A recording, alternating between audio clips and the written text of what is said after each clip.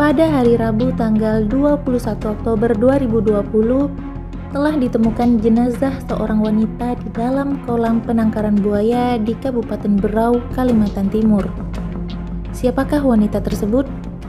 Apakah ini adalah kecelakaan ataukah ada hal lain? Dan siapakah pelaku yang tega melakukan hal seperti ini? Yuk kita simak bersama. Hai semua, apa kabar?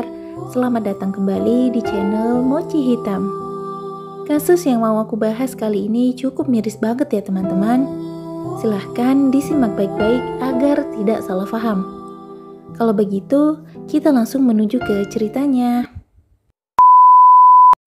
Sore itu sekitar jam 16.00 WITA, warga Kabupaten Berau dikejutkan dengan penemuan mayat seorang wanita di penangkaran buaya dengan kondisi tangan terikat dan mulut dilakban. Saat itu, jenazah diketahui memakai baju batik tanpa menggunakan celana. Mayat itu pertama kali ditemukan oleh keluarga Surya Emi, kepala kampung tepian buah bumi perkemahan Mayang Mangurai. Menurut Surya Emi, tak jauh dari korban ditemukan terdapat bekas potongan tali dan jejak mobil. Kemudian, dia bergegas menghubungi pihak kepolisian. Polisi pun segera datang untuk mengamankan area.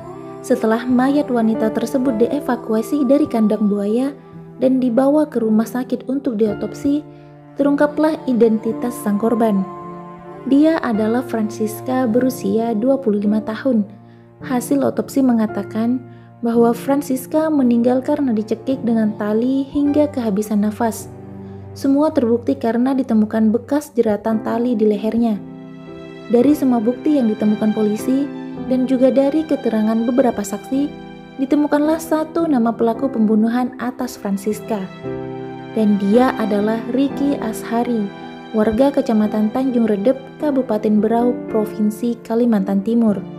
Lalu siapakah Francisca ini dan mengapa dia bisa berakhir di dalam kolam buaya tersebut?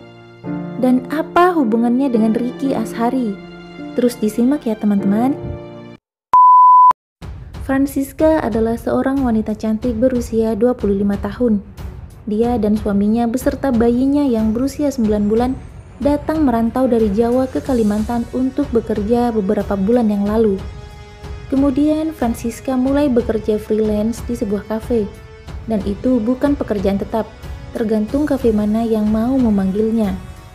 2 bulan kemudian, Francisca berkenalan dengan seorang pria bernama Ricky Ashari yang berprofesi sebagai karyawan swasta dan tinggal di Kabupaten Berau, Kalimantan Timur. Dan tanpa Francisca ketahui, Ricky ternyata merupakan seorang residivis. Dia pernah mendekam di penjara karena kasus narkoba tahun 2010 lalu. Diketahui mereka berdua sering kali bertemu diam-diam, saling mesra tanpa ikatan khusus karena masing-masing sudah memiliki pasangan. Hingga akhirnya di malam itu, hari Selasa malam sekitar jam 22.00 waktu setempat, Ricky mengajak Francisca bertemu dan meminta menemaninya ke tempat karaoke. Lalu Francisca pun izin kepada sang suami dengan alasan bekerja ke kafe. Sepertinya sang suami begitu percaya terhadap Francisca. Dan suaminya bahkan tidak tahu lokasi kafe yang dituju Francisca. Dan itulah saat terakhir sang suami bertemu dengannya, karena hingga esok harinya sang istri tidak pernah kembali.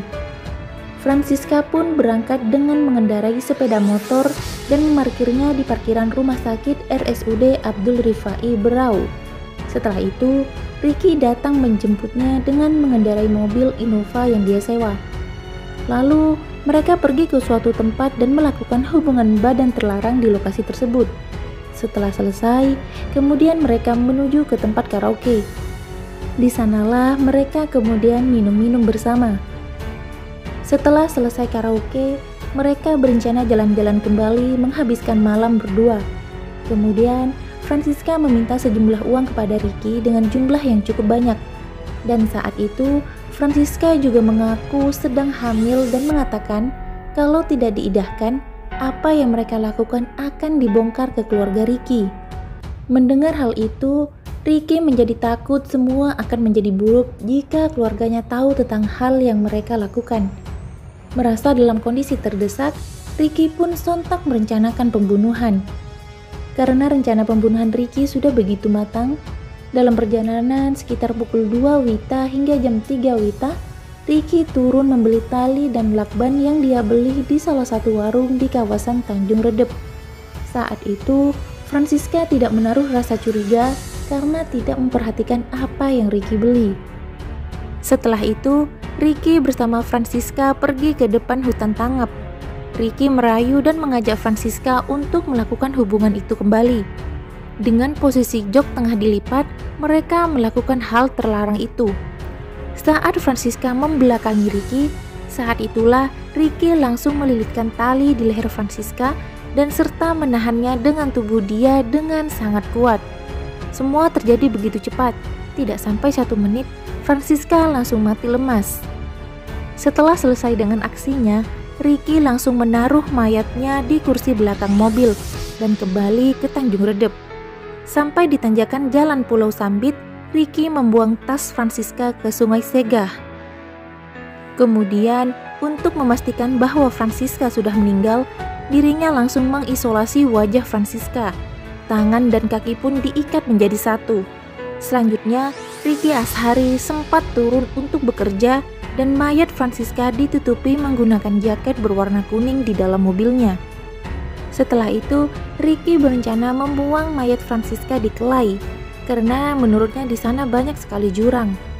Namun, karena BBM mobilnya tidak cukup sampai di Labanan, Ricky berinisiatif untuk membawa korban ke Kampung Suaran.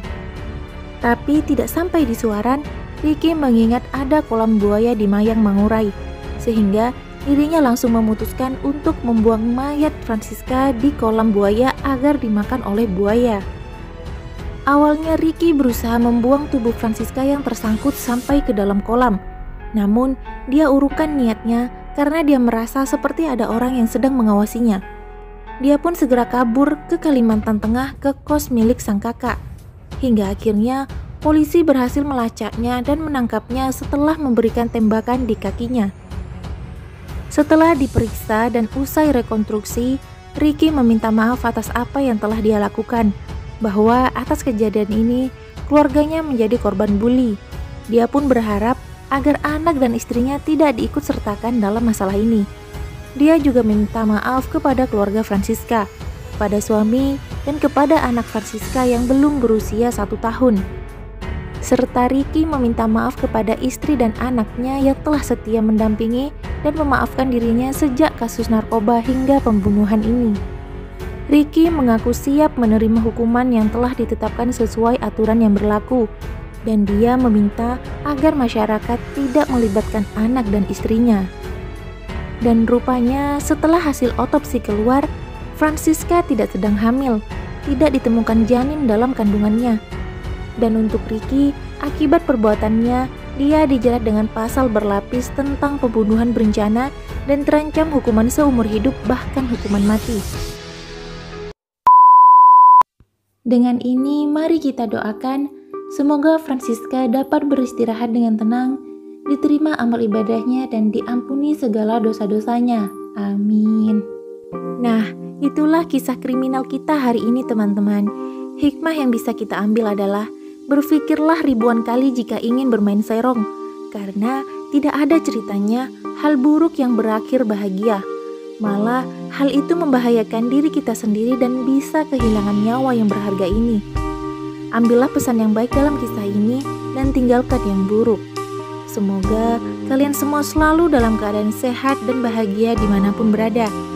Sampai jumpa di video selanjutnya dan bye-bye.